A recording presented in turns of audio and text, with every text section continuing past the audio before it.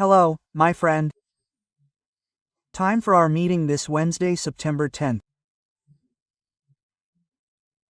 I'm coming in a little late today because I had to follow, as I think everyone did, the magisterial vote. The magisterial votes of Minister Fux, who will resume later tonight, will vote again, but I had to finish voting on Bolsonaro, right? He dismissed everything as unfounded. He gave a law lesson, demonstrating the obvious: you can't convict without evidence. But on a day like today, September 10th, in 1808, the royal press was created. That is, the official press created the Gazeta do Rio de Janeiro, the first Brazilian newspaper within Brazil. There was already the Correio Brasiliense, published in Lisbon by Hipólito José da Costa. The Prince Regent, João, was regent because he took over the Kingdom of Portugal in place of the Queen, because the Queen was somewhat interdicted, his mother, Queen Maria. And the regent arrived in Brazil in January 1808, stayed in Salvador for a while, went to Rio and began creating places in Rio de Janeiro, like a public library, created an academy and school of medicine in Salvador, and created the Gazeta do Rio de Janeiro. It reminds me a little, right? I've been talking to you here about the Gazeta do Povo, right? It's not at all official like the Gazeta do Rio de Janeiro was. Quite the opposite, it's not supported by public funds, that is, funds that come from our taxes, right? It's supported by its own subscribers, and that's why it's offering new subscriptions, because it's supported by subscriptions, taking advantage of September 7th, right? Are $7 for 9 months, 7 out of 9, right? Well, just go to gazetadopovo.com.br/Alexandre Garcia and you can subscribe and follow us because it's coverage worthy of credibility, right? I can guarantee you that. Well, I see something there that you won't see on Gazeta Reporter, especially on television. I don't know why it's there, here, there. What do you mean? A sentence here, there. I keep looking to see where it is. Incredible things we've seen. And now I'm seeing a crisis of hatred in certain parts of the Brazilian media against Minister Fux's. It's incredible, but you won't find that at Gazeta do Povo.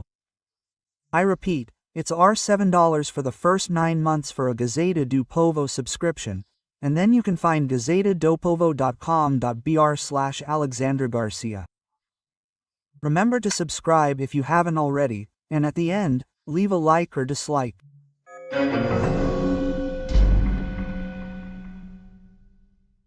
Well, if I were to make a film about Minister Luís Fux's, I would say Luís Fux's, the Demolisher. He demolished the prosecution's thesis from the Attorney General's office and demolished the 2 votes already cast. The rapporteur's vote, Justice Morais, and Justice Dino's vote.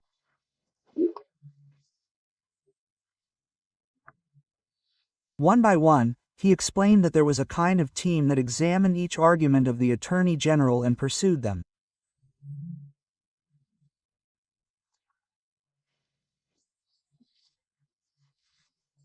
He debunked each argument they used to convict the rapporteur and Justice Dino, right? He debunked each one with seriousness, calmness, class, and showing, right? Showing Nelson Hungria, Heleno Fragoso, right? He even showed that he acquitted an MST leader who participated in an invasion of Incra, destroying everything, and it wasn't proven that he personally broke anything, nor that he gave the order to break it. He was acquitted by Diasford, right? He showed decisions by Celso de Mello saying that you have to individualize, you have to show what the person did, right? Why are they condemning? No, that wasn't at stake, but it's projected onto those already convicted on January 8th and who have to pay the damages against the Brazilian state, against listed heritage, right? Likewise, when this has to be charged, it has to be demonstrated. It was proven that João da Silva tore a picture frame, ruined a rug, ripped up something, threw the clock on the floor. It has to be proven, shown what he did, right? Quoting Celso de Mello in the preliminaries, he already said, "Look, everything is wrong here. This is not the place to judge. These people here don't have special jurisdiction, so it's not the Supreme Court, except for Ramajam, who is a federal deputy, right? The others aren't anymore. Or if you're going to judge as a former president, it's not in a panel of 5, it's in the plenary of 11, but strictly speaking, it's in the first panel, so it's all null and void, right?" But he considered the plea bargain acceptable. He didn't consider Mauro Cid's null and void, who, by the way, he convicted of a crime. He framed it there as a scam, not a criminal organization, not even aggravated damage, but because he received, as he demonstrated, $100,000 from General Braga Neto to give to someone, right?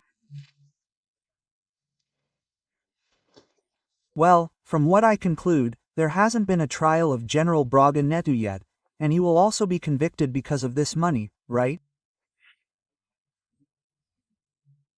But I assume he acquitted Navy Commander Admiral Almir Garnier because there's no evidence whatsoever that he participated in the January 8th coup, conspiracy, or anything, right? He said it was completely unfounded to Mildar. So I suppose the others who will be tried tonight, right? Since we're recording here, we can't wait until midnight, right? The Minister of Defense and the other Navy minister, right? No, the Navy is probably Garnier from the Air Force, but certainly the Minister of Defense, Paulo Cesar, won't be involved, right? Neither. Well, let's go to Bolsonaro, right? So I wrote things down here, right? Later I'll talk more about this subject, right? Let's just talk about Bolsonaro. He said that, well, just so you know, Bolsonaro was authorized by the jailer minister. Minister A. Moraes is the jailer, but he's also a victim, right, of that green and yellow dagger.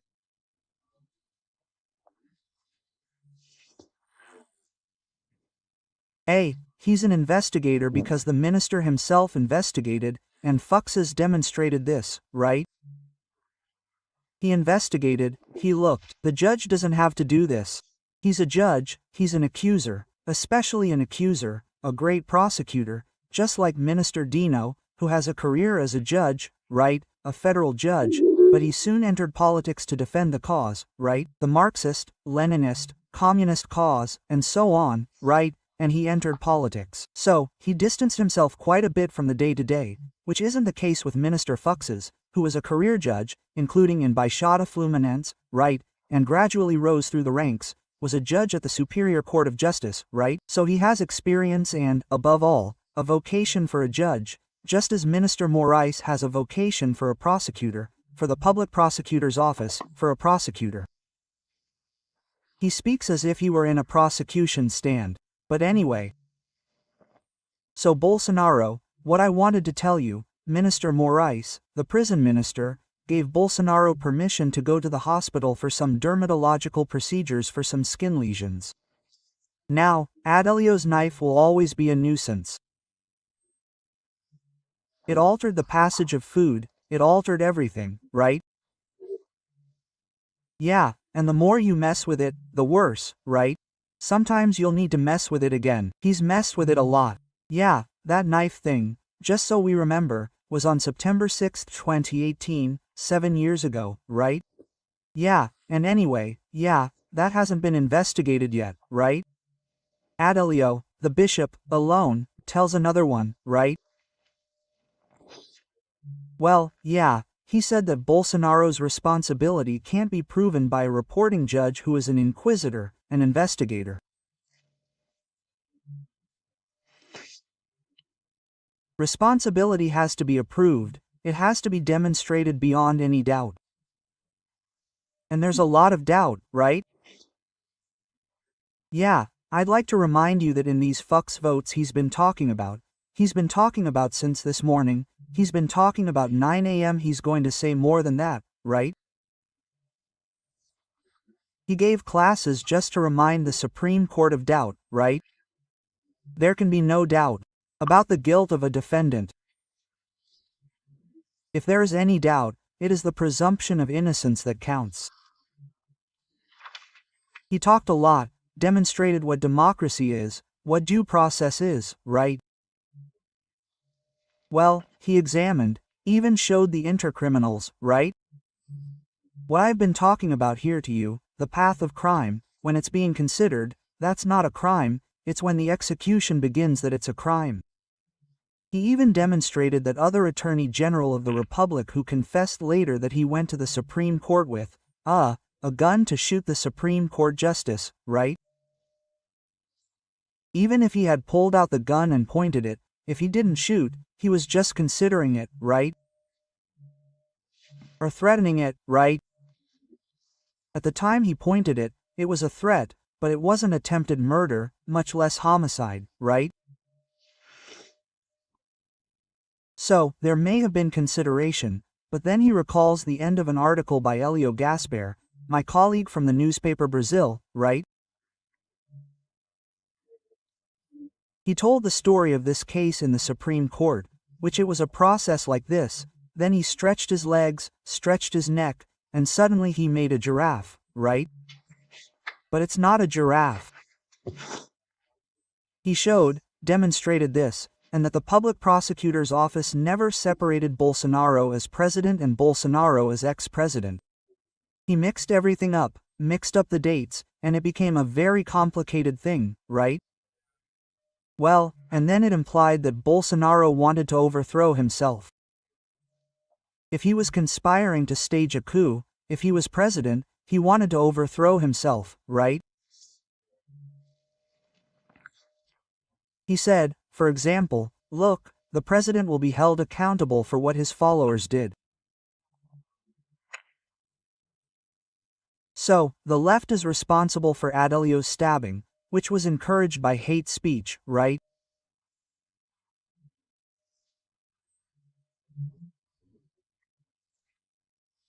Because hate speech encouraged a shot that hit Trump in the ear and encouraged the death of Charlie today, a right-wing leader and influencer who was in a debate at Utah Valley University in the United States and was shot in the carotid artery, and he died, 31 years old, with a wife and 2 children, right?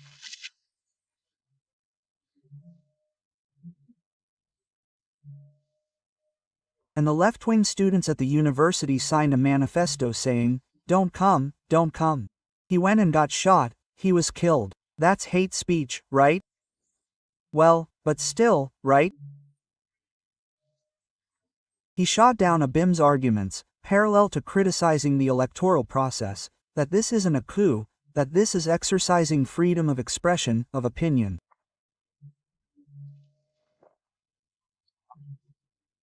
He has no connection with that Argentine who demonstrated fraud in the vote count, that the president's criticisms and doubts even strengthened the electoral justice system. That's not a crime, right? Well, if the Federal Highway Police carried out a raid in the Northeast, right? It wasn't demonstrated that it was on Bolsonaro's orders. I mean, if it wasn't demonstrated, it's not proof, nor can anyone be convicted based on the assumption, right? And there's a lot of assumption. He might have done it to please him, but then, right? No, the person can't be charged. He was creating accusations, which is unacceptable in the rule of law, right? Bolsonaro's meetings with Felipe Martins don't add up either, right? The black kids are the same, isn't it? It's a document drawn up in an open-air party room in Osa Norte, right? Yeah, and he always demonstrated his own accusation. The federal police themselves, in the investigation, and the public prosecutor's office demonstrate that Bolsonaro never accepted it. He received complaints, he didn't want to do what some people wanted, right? the guarantee of law and order, calling in the army or a state of siege, which has to be passed by the National Congress, right? Calling this a coup is difficult. The connection with General Teófilo Ducotera is demonstrating here that the one who commands the troops is the commander of the troops in the states, in the old armies today, regions, right, military regions. And there's nothing proven. The documents look apocryphal. They're just inferences, many discrepancies in the supposed evidence, including with General Mario Fernandez, right? He said it's extremely serious, right, because there's no evidence in the records to incriminate Bolsonaro, right? Right, not even Mauro Cid, right?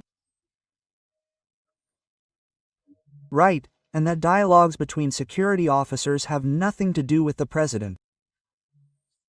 Right, there's even a major brigadier saying the troops are ready, but he was in reserve and a professor at IDA. No, there's no way. There's no evidence of Bolsonaro's connection to the vandals, right? Right, it showed that there were probably only a few people at the camp, because 40 buses arrived to swell the crowd, right? Right, and the public prosecutor's office's concern with criminalizing the discourse of freedom, right? Which was freedom, yes, not censorship, gives reason to the content of these banners. The public prosecutor's office, since it couldn't present evidence of Bolsonaro's connection to the protests of November, December, January, or to coup plots, qualified damage, or criminal organization, right? Right, that wasn't demonstrated in the records. So he dismissed the case. I'll stop here because it's already long, right? And if you want to follow along, it seems he'll continue casting his vote. I think General Heleno, and Paulo Cesar, Ramajam is also out, right? It'll be Fuchs's decision. Now, Fux, for now, is 1, right? It's 2-1, with 2 more votes, Zanin and Carmen Lucia, right? If one of the two, right?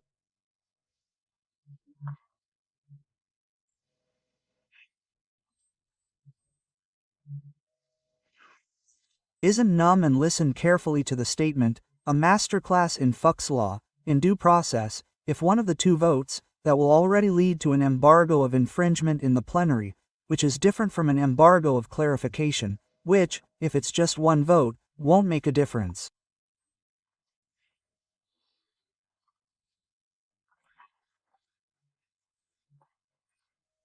From Brasilia, Alexandre Garcia.